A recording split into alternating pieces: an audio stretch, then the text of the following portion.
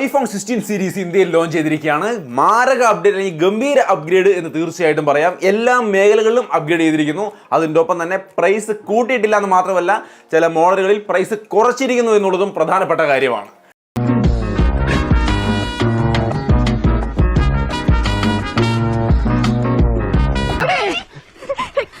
കാത്തിരിപ്പിന് വിരാമമിട്ട apple iPhone 16 series ഇന്ന് പുറത്തിറങ്ങും. അമേരിക്കയിലെ കാലിഫോർണിയയിലാണ് ലോഞ്ചിങ്.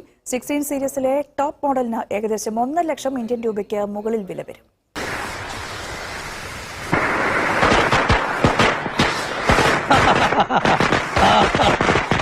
സന്തോഷത്തിന് നമ്മൾ ഈ കാര്യത്തിൽ ആദ്യമായിട്ടാണ് ബമ്പർ അടിക്കുന്നത്.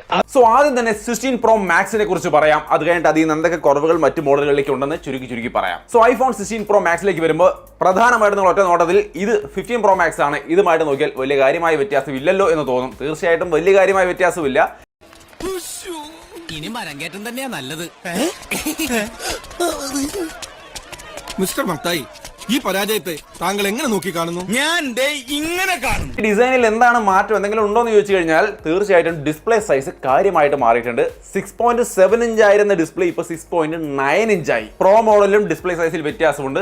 15 പ്രോയിൽ വരുമ്പോൾ അത് 6.1 ആയിരുന്നെങ്കിൽ ഇവിടെ 6.3 ഇഞ്ചാക്കി ഉയർത്തിയിട്ടുണ്ട്.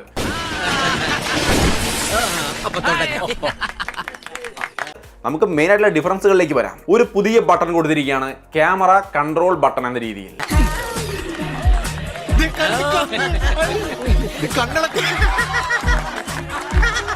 ഈ ഒരു ബട്ടൺ ഞാൻ പ്രതീക്ഷിച്ചത് ക്യാമറ ഓപ്പൺ ചെയ്യാൻ, ക്ലിക്ക് ചെയ്യാൻ, ഇതിനു വേണ്ടി മാത്രം ഒരു ബട്ടൺ. ആപ്പിൾ എന്തിനാ അങ്ങനെ ഒരു ബട്ടൺ കൊടുക്കണമെന്ന് എനിക്ക് അപ്പോഴേ തോന്നിയിരുന്നു. പക്ഷേ ഇത് അങ്ങനെയല്ല വന്നിരിക്കുന്നത്. നിങ്ങൾക്ക് ഇവിടെ കാണാം അതിൻ്റെ ഒരു വിഷ്വൽ അവർ കാണിച്ചത്. ജസ്റ്റ് ആ ബട്ടണിൽ ഒന്ന് ടാപ്പ് ചെയ്താൽ അപ്പം തന്നെ ക്യാമറ ഓപ്പൺ ആവും. അടുത്തൊരു ടാപ്പിൽ അതിൻ്റെ കൺട്രോളുകൾ.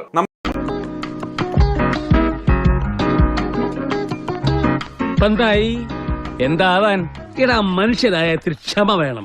ക്യാമറയിലും കാര്യമായൊരു മാറ്റം കൊണ്ടുവന്നിട്ടുണ്ട്. വൈഡ് ആംഗിൾ ക്യാമറ, കഴിഞ്ഞ വർഷം വൈഡ് ആംഗിൾ ക്യാമറ 12 മെഗാ പിക്സലായിരുന്നു. ബട്ട് ഇത്തവണ 48 മെഗാ പിക്സലിന്റെ wide angle camera with macro shot അടക്കം എല്ലാ കാര്യങ്ങളും അതിനകത്ത് പോസിബിൾ ആയിരിക്കും. ബാങ്കിന്റെ മാനേജറാ, ഇത് ഞങ്ങളുടെ ബാങ്കിന്റെ ഒരു ഗിഫ്റ്റ് ആണ്.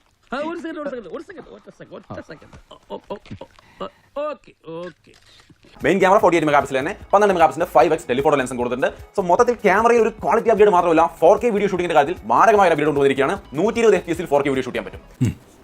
Chin up, shoulder down, chin down, chin പൊടിക്കാം. Eyes open, ready. ഒന്ന് വിഷ്വൽ ഇന്റലിജൻസ്, അതായത് നമ്മുടെ സാംസങ് S24 അൾട്രാ അല്ലെങ്കിൽ സാംസങ് ഫോണുകൾ സർക്കിൾ സെർച്ച് നമ്മൾ കണ്ടല്ലോ. ഈ സംഗതി നമ്മൾ ക്യാമറ എന്ന് വിളിച്ചിട്ട് സർക്കിൾ ചെയ്യണം. അപ്പോൾ അത് നമുക്ക് ഡിറ്റക്ട് ചെയ്താൽ എന്താണ് അതിന്റെ ഡീറ്റെയിൽസ് നമുക്ക് തരും.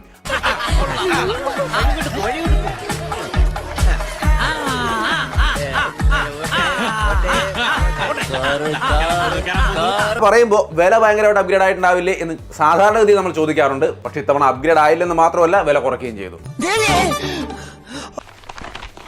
മുന്നാധാരം അവിടെ ആധാരം അതിലുണ്ടല്ലോ.